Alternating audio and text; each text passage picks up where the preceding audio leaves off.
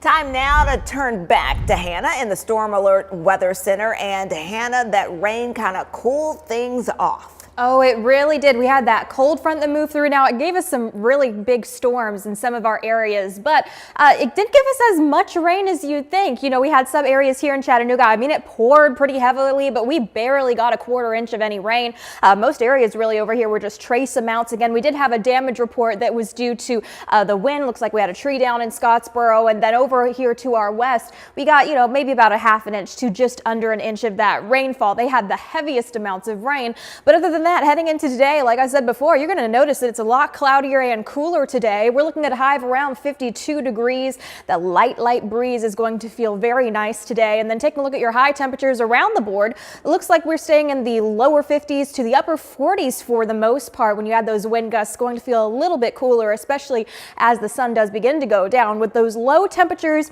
getting down into, looks like the lower 30s. I don't see any 20s, so that's nice. But again, it's showing wind gusts of around 21 miles per hour, so that's definitely going to make those wind chills feel a little bit colder than the actual temperature. So just keep that in mind. While not bitter cold, it definitely is going to have a bit of a chill. Now, let's take a look at some snow chances, shall we? So heading into tomorrow, we're going to have another cold front that is going to work its way through, which is going to give us a chance for a couple of sprinkles. And then as you head into later on Friday, this is a little bit outside of our viewing area, we start to see a little bit of that snow begin to accumulate across the Cumberland Plateau, heading into the valley. By the time we hit those evening hours, we could see the chance for a couple of flurries. Now, this is not heavy accumulation by any means. I think really, if we see anything in our area, it's going to be mostly those little flurries that are going to be enjoyable to go and watch. Really, most of that accumulation is going to be over to our north and to our east.